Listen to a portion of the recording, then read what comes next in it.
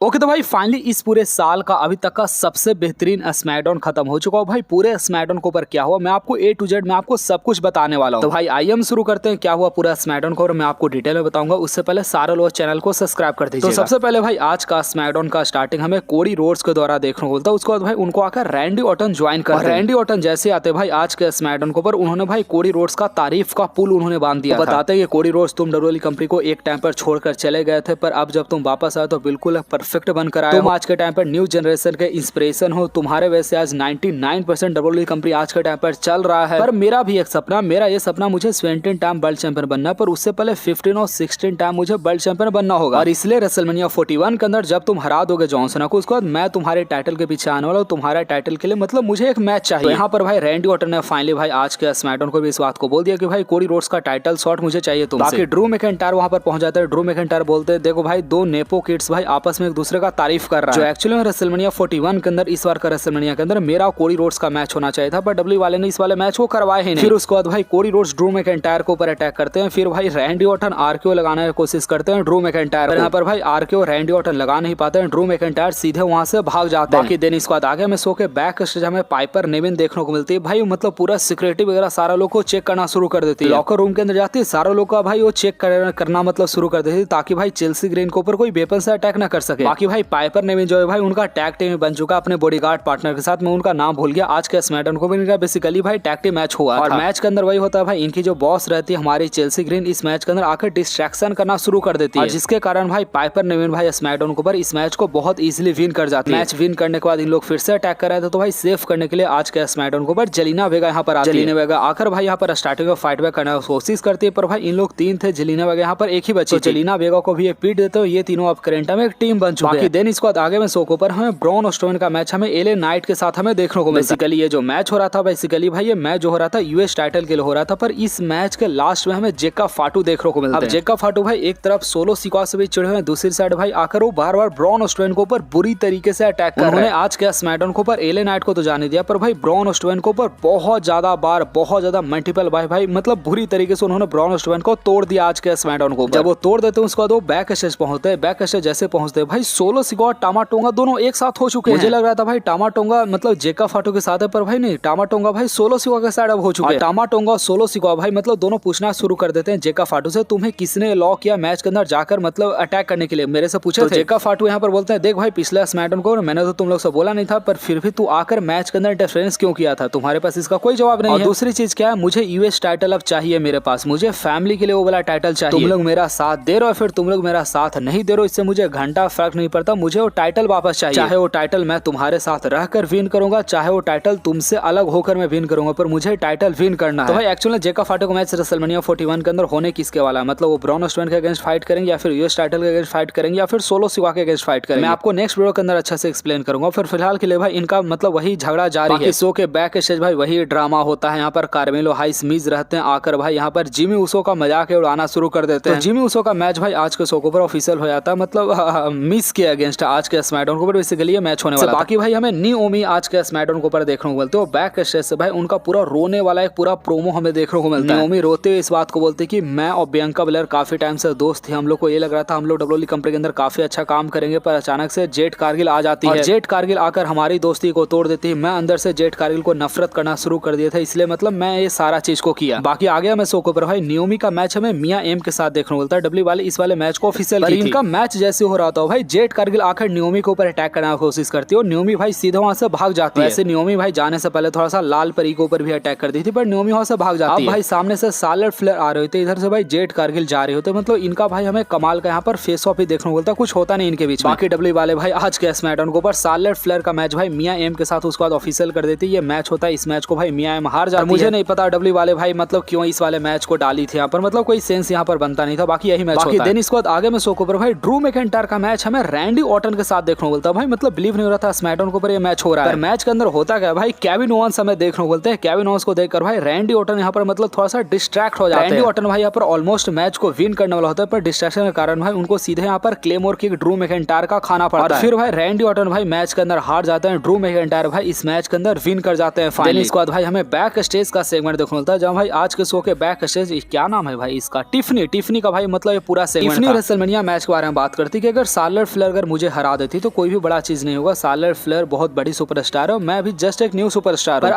अगर Charlotte Flair को WrestleMania के अंदर हरा दूंगा तो कितना बेइज्जती वाला बात है। शार्लेट फ्लेयर उतने बड़े स्टार को एक छोटी से स्टार ने हरा दिया है। तो देखो डब्ल्यू वाले भाई मतलब हर हफ्ता इनका फाइट वगैरह तो दिखाने नहीं वाले, तो मतलब छोटा छोटा भाई इनका प्रोमो वगैरह ऐसे मतलब दिखाते रहते हैं। मैं आपको बताना भूल गया था भाई, जब केविन ओवेंस आते हैं तो भाई केविन ओवेंस भाई रैंडी ऑर्टन के ऊपर अटैक भी कर देते हैं। मैच खत्म होने के बाद मैच तो भाई रैंडी ऑर्टन ऑलरेडी हार भी चुके थे। रैंडी ऑर्टन भाई उसको थोड़ा सा मार खाते हैं केविन ओवेंस से, फिर वो केविन ओवेंस को मतलब उल्टा मारना शुरू कर देते हैं। फिर केविन ओवेंस भाई वहां से फाइनली वो भाग जाते हैं। रैंडी ऑर्टन भाई लिटरली आज के स्मैकडाउन के ऊपर मतलब भाई एक और मैच को फाइनली हार चुके हैं। भाई शो का बैक स्टेज बड़ा कमाल का चीज देखने को मिलता है। ड्रू मैकिंटायर भाई एक बच्चा से मिलते हैं, गला उसको तो जाने लगता है बैक स्टेज। बैक स्टेज जैसे आते हैं भाई डेवन पेस उनको पकड़ लेते हैं और डेवन पेस भाई बुरी तरीके से उनको मारना शुरू कर देते हैं। वहां पर एक बंदा रहता है भाई जो कि बोलना शुरू कर देता है मेरा कार के ऊपर इसको मत मारो, तो भाई उसको उठाकर वो लिटरली मतलब बगल में उसको भी पटक देते हैं। फिर डेवन पेस ड्रू मैकिंटायर को उठाते हैं, ड्रू मैकिंटायर को भाई कांच के ऊपर मतलब उनको पटक देते हैं। फिर ड्रू मैकिंटायर के आंख से ब्लड वगैरह भी आना शुरू हो जाता है। तो मतलब ड्रू मैकिंटायर और डेवन पेस का डब्ल्यू वाले ने भाई मतलब आज के स्मैकडाउन के ऊपर इनका काफी अच्छा खासा मतलब सारा चीज दिखाया है। सारा चीज चल रहा होता तो भाई सीएम पंक आराम से मतलब साइड से वहां से पार हो जाते हैं। बाकी भाई आज के स्मैकडाउन के ऊपर हमें मिज और जिमी उसो का मैच भी देखने को मिलता है। भाई मिज कब से मैच जीतना शुरू कर दिया भाई डब्ल्यू वाले, मिज को क्यों रखी कंपनी के अंदर मुझे नहीं पता भाई। लिटरली नॉर्मल सा मैच था भाई, 1 से 2 मिनट के अंदर भाई इस मैच के अंदर जिमी उसो विन कर जाते हैं। फिर भाई जिमी उसो मैच विन करके गुंथर को बोलना शुरू कर देते हैं, मतलब वो माइक लगा के गुंथर मैं आ रहा हूँ फाइनली मंडे नाइट रॉ पर, मैं तुम्हें स्मैश करने वाला, ये करने वाला, वो करने वाला, मतलब सारा चीजें बोलते हैं। बाकी मैं आपको एक और चीज बताना भूल गया भाई, स्ट्रीट प्रॉफिट का भी टैग टीम मैच हुआ था आज के स्मैकडाउन के ऊपर, पर भाई मतलब इस मैच के अंदर स्ट्रीट प्रॉफिट भाई विन कर गए, तो मैं इसको भाई भूल गया था, इसलिए मैं फिर से आपको बता दे रहा हूँ। बाकी फिर इसके बाद शो का मेन इवेंट होता है जहाँ भाई सबसे पहले रोमन रेंज आते हैं। रोमन रेंज को भाई ऑडियंस यहाँ पर बहुत अच्छे तरीके से यहाँ पर वेलकम करते हैं। रोमन रेंज का भाई मतलब गाना को इतना अच्छे से मतलब सारे लोग गा रहे होते हैं कि भाई पॉल वन को माइक पकड़ा देते हैं रोमन रेंज के, गा मेरा गाना तू भी गा। पॉल वन यहाँ पर मतलब साथ ही साथ भाई रोमन रेंज का गाना शुरू कर देते हैं। मतलब ये मोमेंट भाई मुझे आज के स्मैकडाउन से सबसे फेवरेट मोमेंट है चीज लगा, क्योंकि भाई 1 से 2 स्मैकडाउन के बाद भाई इनका फाइनली ब्रेकअप होने वाला सबको पता है। तो मतलब ये जो मोमेंट था भाई लिटरली मतलब ये जीने वाला मोमेंट था। बाकी होता क्या भाई रोमन रेंज बिना बकैती करते हुए भाई कॉन्ट्रैक्ट को साइन कर लेते हैं। फिर भाई वहां पर हमें सेथ रॉलिंस देखने को मिलता है और सेथ रॉलिंस यहाँ पर रोमन रेंज को डांटना शुरू कर देते हैं कि मैं स्टील केज मैच के अंदर मैं सीएम पंक को खत्म कर देता, पर तुम बीच में आ गए तो सारा चीज को एक बार फिर से कचड़ा कर दिए। आज के 12 साल पहले हम लोग हेलीकॉप्टर से उतरे थे रेसलमेनिया के अंदर परफॉर्म करने के लिए, और तब से लेकर आज तक